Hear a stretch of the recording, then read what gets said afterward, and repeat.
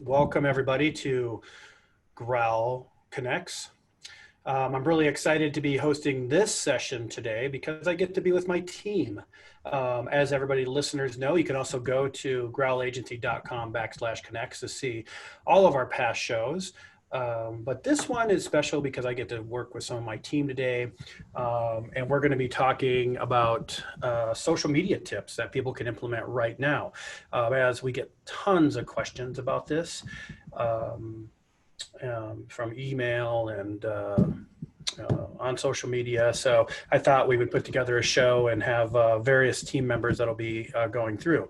Again, my name's Greg Olson. I'm the founder of GROWL Agency, and I'd like to go through. And so why don't we start a little bit, and we'll get our team. I'll have them each introduce themselves, but we'll start with Renea. Hi, I'm Renea. I'm an account manager here at GROWL. I work on the social team, content development, and helping strategize for our clients and push brands further. All right. How about Jake? The heck do you do? What do you do here, Jake? That is a great question, Greg. It is. Hi, everybody. I'm Jake. I'm one of the creatives here. I work on a lot of the digital assets for GROWL with website development, social media development, and just overall design and things in that department. So, great. And last but not least, we have Miss Morgan. Hello, I'm Morgan. I'm on the content team. I'm an account coordinator. I help with social media strategizing for our clients and copywriting and ad campaigns, all kinds of things, whatever I'm told to do. You've been great insight and tips to the team. So thank you for you do, and thanks for all of you being on this today. I know we're very busy. So I'm going to get into it. What I thought we'd do is we'd go through a list of questions. Many of these are kind of like from what people ask, and I'll just kind of go around in a circle a little bit. And I'm going to start with Renea. Okay, are you ready, Renea? Yes. All right. Always. What's the best way to curate and strategize content? So first would be focusing on your brand, who you are, and your long-term goals. And then what we like to do is create like content categories. So you're bucketing what types of content you want to produce and put out. That way you can have kind of a structure and a foundation to develop your content calendars around. All right. Okay, Miss Morgan. Okay. What's one way to draft these content ideas? It's important when you are coming up with content ideas to think about your target audience and think about, like Renee mentioned, the content categories. So when you're coming up with ideas, make sure you have those categories in mind and the needs of your audience, and making sure that you are creating content that provides your audience value. I like it. All right, Jake, you ready? yeah. We're going to get into a big design question here. Something that I like to think about too when we talk to clients is the best way to alter designs across social media, or do you just think we use the same design like we see on a lot of different brands? So what do you think? What's the best way to alter these designs? Right. That is a question we get a lot from clients and different people inquiring about social media. But the main thing to focus on is designing for the platform. Each one of these platforms is kind of focused around a different area of design. So we like to cater our designs to that.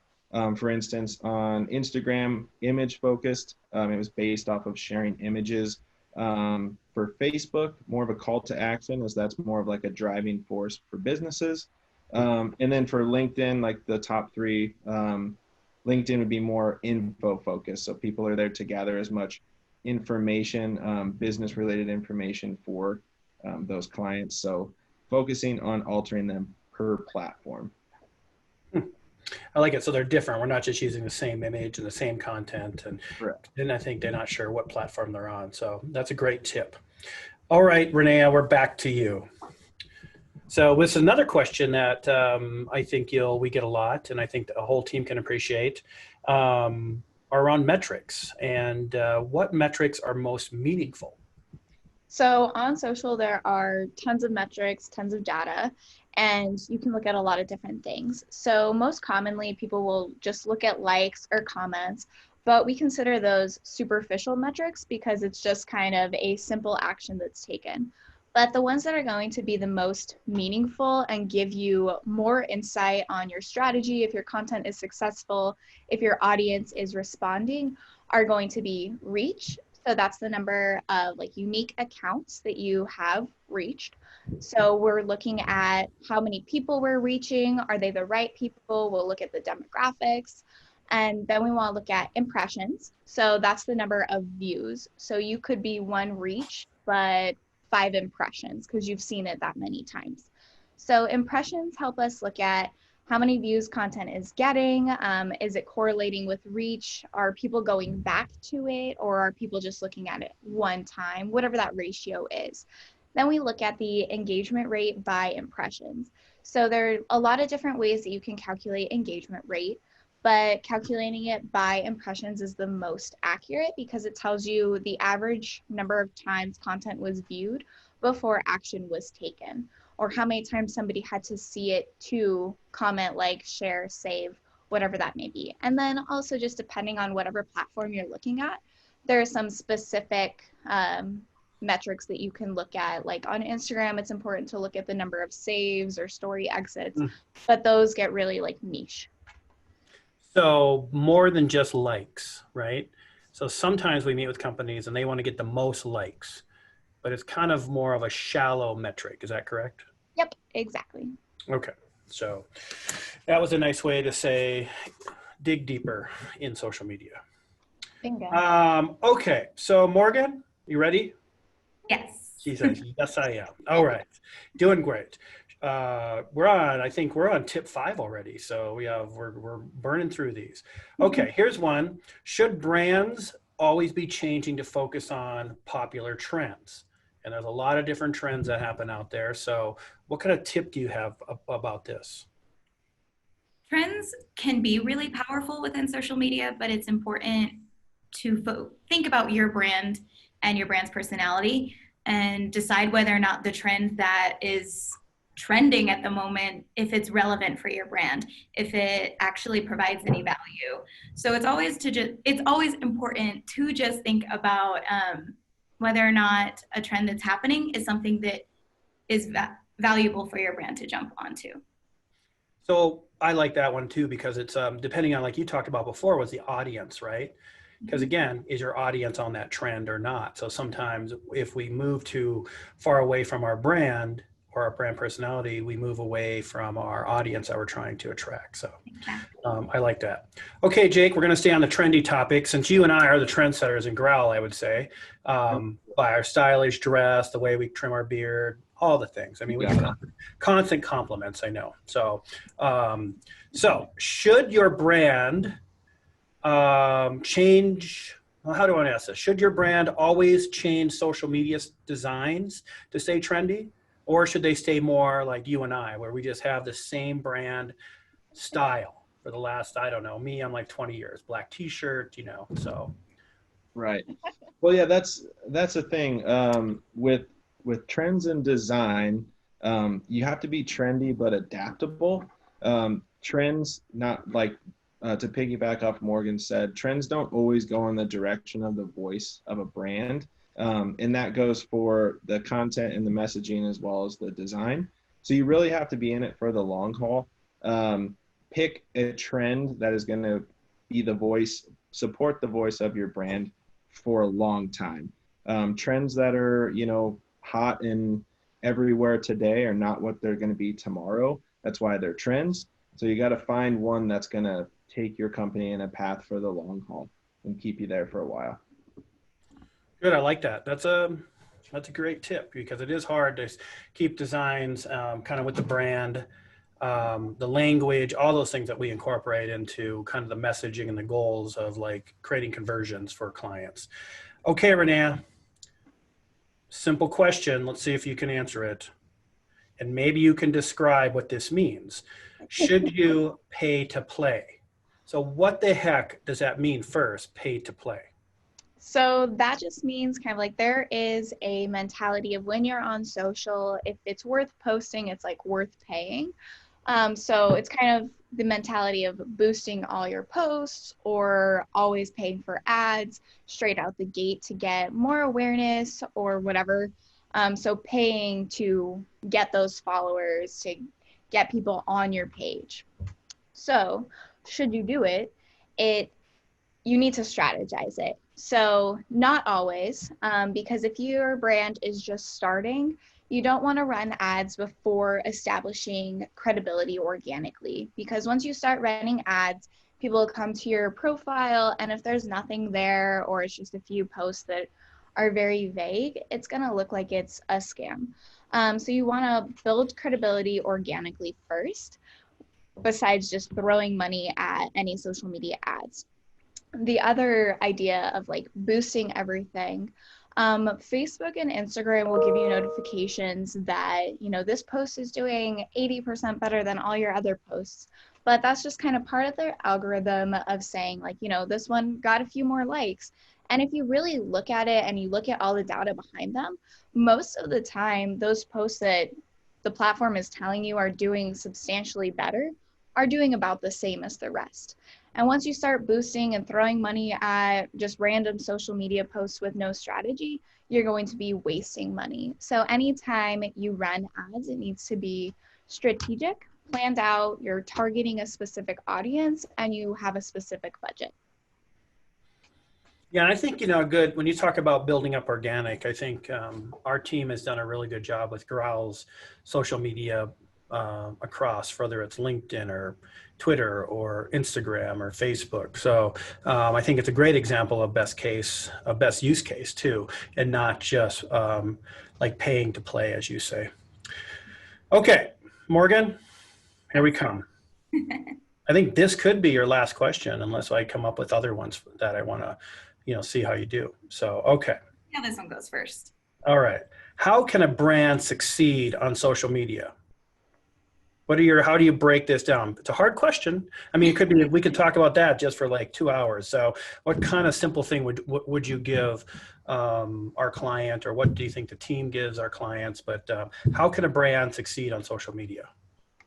It may sound a little bit redundant because we have talked about it already in today's webinar, but focusing on your brand's goals. It's important to, when you're planning out your social media, to think about your long-term goals and your short-term goals. But things like, are you trying to just build awareness or to connect with your audience on a deeper level? Or are you trying to inform or persuade them? Think about the things that you are trying to get out of your social media to plan a successful social media presence.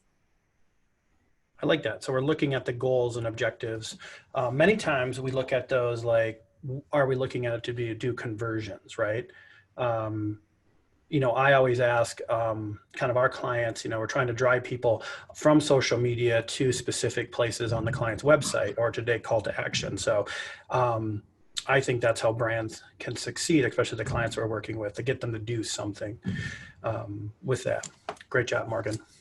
One thing I want to loop back, we had a couple more questions, but I have someone online here following us. Thank you for being on. I think the pay to play, to go back to that, one of the comments was, isn't also about Facebook having algorithms that limit reach to roughly less than 6% of your audience. So you should pay to play to reach your audience or reach targeted audience outside of your followers. Comments on that, maybe, Renee? We get these. People want to get outside of their audience. I know we geo-target, we do all different things. Facebook is just one tiny bit that we might utilize, but any comments on that? Yeah, definitely. So the whole idea of Facebook's algorithm and Instagram's algorithm limiting your reach to like less than 6%, that's been going around for a while. A lot of people sharing things to their stories of like, hey, help us out, like this, or respond because we're being limited. That isn't actually how the algorithm works at all. And Instagram and Facebook both have addressed this like algorithm myth. How it actually works is based off of mutual interaction and that two-way conversation. So if brands aren't interacting, they're not commenting back, they're not engaging with other pages, or if a follower doesn't interact with every single one of your posts or the majority of them, then your reach gets limited on their specific feeds, because the algorithm is very, very specific to each person. how I interact with growl posts versus how like Morgan might would change how we see them. So if I always go on and like our posts the first thing once they come up, I'm going to see them the first thing on my feed. And if Morgan, I'm sorry, I'm using you as an example, Morgan, but if she likes our growl posts like, you know, the next day, she's not going to see them as often as I would. So it's highly hyper focused on each individual. But paying to play to reach your own audience is kind of silly, because if you really think about the reason social media platforms existed in the first place and how brands can best leverage them, it all comes back to those relationships. That's why social media started in the first place, and that's really where they're taking their algorithms back to, is driving authentic two-way conversations and building relationships. So if you're not building those relationships with your audience and you're just paying to reach them, they're not going to have that connection with you in the long run. They're not going to become loyal customers, and they're not going to ultimately convert. So reaching target audiences outside of your followers, that's a good idea. But again, it needs to be strategized. If you just pay for a post to reach people in another city, if it's not planned out, you're not detailing that audience and focusing on what those goals are, it won't be successful. You might reach some people, but they might not be your ideal audience. Yeah. I mean, that's a great response to that, because I think it's just, I mean, especially the kind of the companies that we work with and our expertise, you know, we're multifaceted how we're going after some of these brands. And it could be Facebook, it could be LinkedIn, which we do a lot in LinkedIn, of course, and that strategy is completely different. So, you know, and you're right about the algorithms. They keep changing, and I know it's really hard to keep up on. And I think that's what our team, you guys do a great job of understanding what, you know, what's changing in that. Okay, Jake. We got two more questions. I'll keep an eye on any other outside questions coming in, but we have two more. And Morgan, you get to argue with them now since there's no more questions for you, so you can disagree with either Jake or, yeah, okay. So Jake, here we go. How do you know what's a successful design style for your brand on social? So Okay. probably kind of interesting. We get that question a lot, so go on. Go ahead. So what really makes what a good design style is really to cater it to your brand and to your audience. In one way that is good for people just starting out, a new company, a new business, even just a new personal profile that you want to kind of push yourself, is to see what the big guys are doing. See what the big players on the big brands, big names on social media are doing. You know, they are the ones that kind of, you know, again, going back to trends, they set different trends, different styles, different interactions that they have on, whether it's Instagram on the grid or carousel type photos on Facebook, or the lot of it. So really finding, you know, your audience and who you're trying to reach on these platforms, and then seeing what the big brands are doing and kind of aligning yourself or taking bits and pieces from them and catering it to your own brand. You know, it's one of those things that goes back to just design and art in general, but everything's been done out there. It's just who's going to do it and push it and be better in the future with it. So just try to find different places that are doing it the way that you like and want to cater it to your brand and mimic that for yourself. So, you know, if you're really unsure of what truly good design is, find somebody who you think is doing it well and align yourself to it. So, and don't steal. Morgan, do you agree with that? Yes. Okay. Well, check. I mean, we have to go back if Morgan doesn't agree. So let's go on to this last question with Renea. The one that I always ask too is, how can you gain leads on social media? I'm always about talking about everything we do is about conversions, about building thought leadership and all those things. So tell me a little bit about that. So this actually kind of ties perfectly to the answer about like the extended answer to pay to play. So first, like, you need to consider, again, that like reason why social media exists for relationships and connections. And then when you know like where your brand stands and connect with your customers, that's going to be the main purpose of social, not like, you know, a like shouldn't equal a sale, because that's just really not how it works. And focusing on how to create those connections, how to better engage and better serve your customers online, and becoming that like resource for them. So you're always at the top of their Evoke site, you're always like you are trusted and they value your relationship with that customer. And then that way you're not focusing on posting too much salesy content and it pushes people away, because again, that's not why they're on social media. You're focusing on authentically connecting with them, having those relationships, having those conversations. That turns them into loyal followers, which then will turn them into customers and loyal customers. So, and another way to really focus on this is when you start building up those relationships, start sharing other like promotional content on your pages that drive somewhere else. Drive to your website, drive to your shop now. Facebook and Instagram have awesome integrations. So you can have like, you can shop from a feed on Instagram, or there's the shop now feature on Facebook. So utilizing what the platform gives you, but using it correctly. That's great. So, all right, we're going to wrap up. I thought we'd do one round if everybody can provide their number one tip for social media marketing. All right. I think I'm going to go to Morgan for this, for that. You've been so quiet, just sitting there. Yeah. So let's go around and maybe I'll even give one, or if someone doesn't give the one I want to state. So yeah, go ahead, Morgan. Okay. I would say my number one tip for brands on social media is to be authentic, because if you're trying to, if it seems too contrived, the audience is going to see that. So be authentic, share your voice, be yourself, and your audience will see that and take it to heart and be loyal. Good. I like that. That's a great tip. Be authentic. Okay, Jake, how about you? Number one tip for social media marketing. Since I'm in the design realm of things, I would say that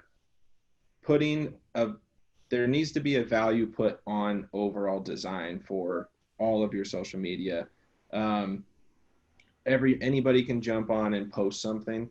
Not everybody can conceptualize a good design to get your message across, whether it's a salesy post or just the everyday post to voice your brand. So really putting the value in design and taking time to really hone in on what is good for your brand and your voice. I like it. It's a great tip. Okay, Renee, what do you think? What's your final tip? My number one tip is to strategize. So going off of like what Morgan said, what Jake said, pulling it all together and coming up with your overall strategy. So whatever you do on social should correlate with whatever else you're doing for your marketing plan. Focusing that strategy on always being on brand and achieving your like long-term goals. So, and strategy really comes down to like even how often you're posting, when you're posting, what you're posting. So focusing on the strategy rather than just kind of going for it and doing your social willy-nilly. Yeah, social willy-nilly. That should be something we talk about all the time, actually, because there's a lot of willy-nilly going out there in social media. So hashtag social willy-nilly.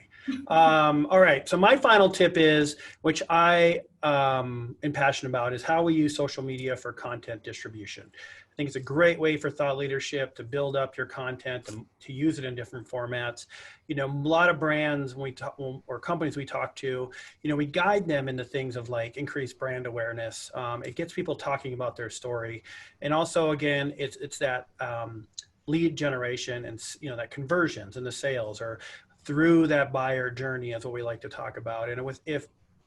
And some people might do it for different reasons, but I really think that should be part of your process, is driving people to your website or driving them to sign up for something, driving them to a conversion. If it's not part of your strategy, as Renee said, and we don't have that authentic voice and we're not having great design, then it's all for willy-nilly, let's say. Okay. And I think those are kind of all wrapped in tips together.